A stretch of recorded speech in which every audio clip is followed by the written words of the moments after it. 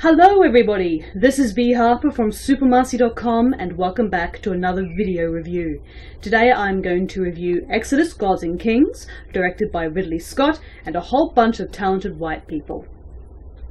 Alright, so this had to come up eventually, so I'm just going to get out of the gate. Here is my disclaimer for this review. I am not calling Ridley Scott racist. Granted, some of these statements he has released regarding the casting choices of his movie have been somewhat daffy in terms of they've been worded, but I've never thought that Ridley Scott is a racist asshole, okay? He is a lot better of a human being than that. I'm also not saying that the actors in this movie are bad at all. That would be completely ridiculous, especially Sigourney Weaver. I mean, hello, Sigourney Weaver is my cinematic mother. I'm not going to bag her. But here's the thing.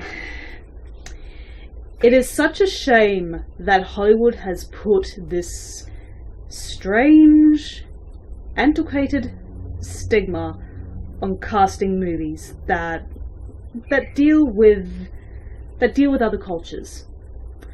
Okay, so the famous Bible story of Ramses and Moses is not what you'd call factual, okay? Personally, I think the Bible is one of the best fairy tale books ever written by humans.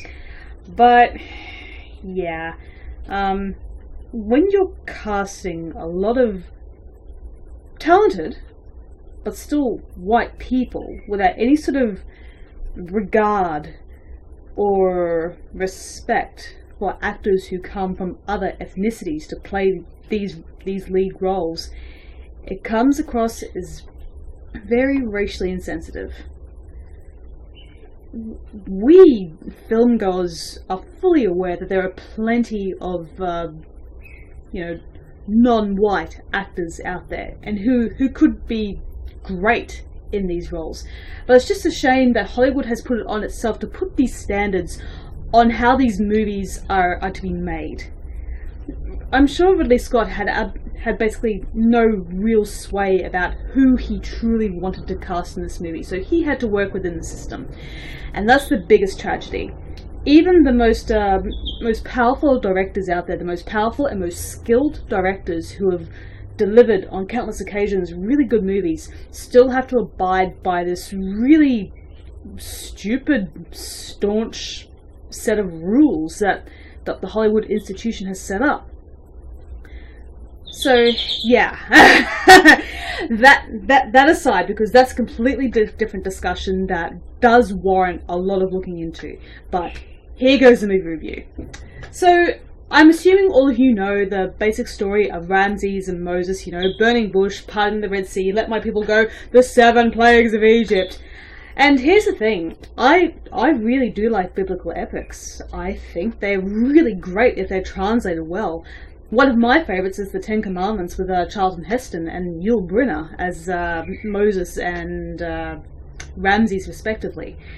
You can say whatever you want about the Christian Bible, and I'm not going to stop you, because as I said, I think it's the greatest fairy tale book ever written. But still, it had incredible imagination and it was able to capture your mind.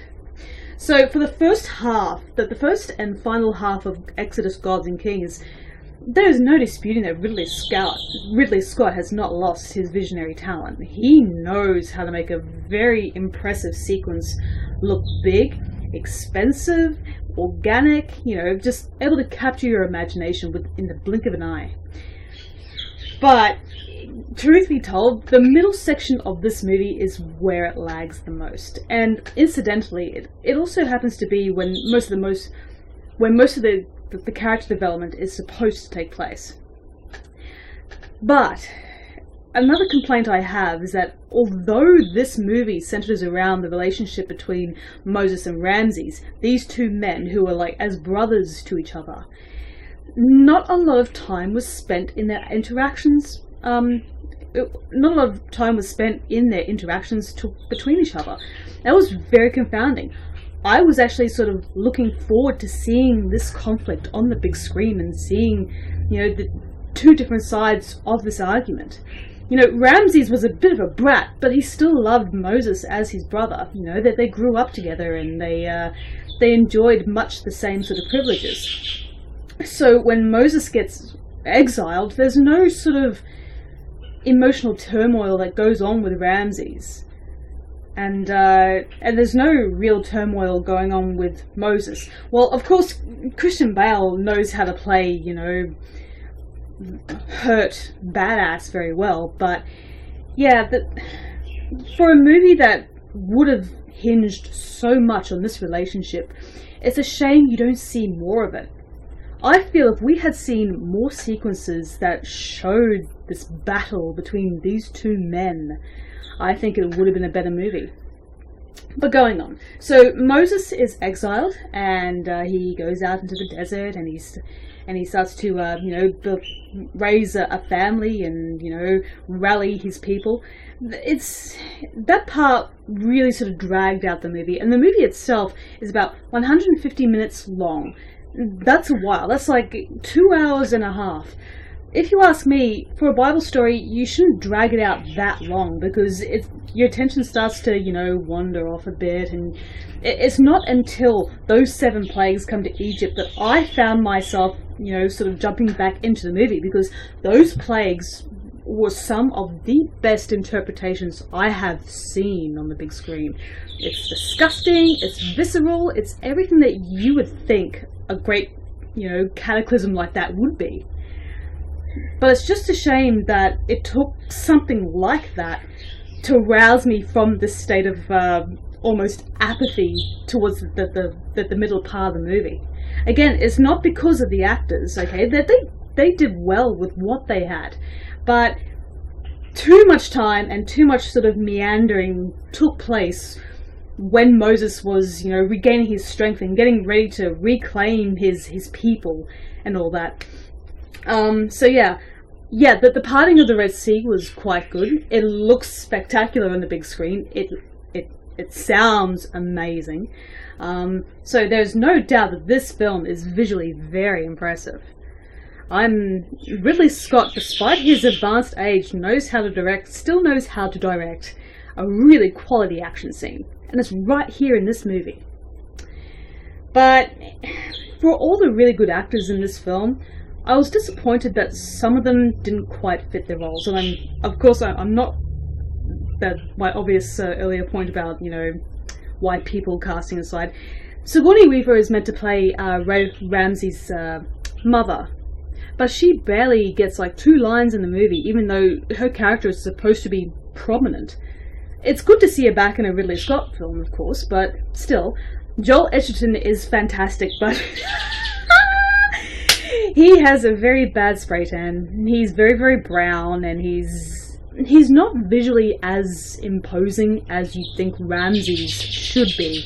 Again, Edgerton does what he can, and he is an amazing actor, don't get me wrong, but he's not Ramses. I do not look at this fellow and see an Egyptian ruler who is so tormented by the choices he makes and the fact that he essentially betrays his brother. So yes, John Turturro in the Egyptian pharaoh makeup. Oh, like, hey, again, John Turturro, great actor, but he should not be seen like that in a pharaoh's outfit. If this film had been taken out of context, and if you didn't know there was Ridley Scott and it was trying to be serious, you'd think it would be more of a parody. I'm just saying. Again, such a really big waste of truly fantastic talent. So what would I give Exodus: Gods and Kings? I would perhaps give it a 6 out of 10, or a 3 out of 5, just by the Super Marcy standards. So yeah, Exodus: Gods and Kings, I guess, is worth a watch if you're willing to pass the time and you do like Ridley Scott's movies and you like the actors in this movie. But don't go in expecting that this is perhaps the second coming to the biblical epic, or Ridley Scott truly coming back into form. Ridley Scott is a mortal man and he's getting older, okay? So don't go in there expecting to see quality on the levels of, say, Alien or Gladiator or Blade Runner. But it's a decent time. I would recommend it if that's what you're into, but this movie really does serve to show you still how broken the Hollywood system can be.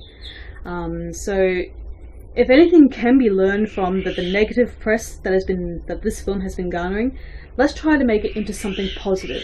Let's try to reach out and recognize that, actors outside the States and Australia and the UK and other sort of English-speaking countries have fantastic thespians, and they deserve to be on the big screen. They deserve to have their talents recognised by all of the world. So yes, that's what I have to say. See you later, guys, and take care.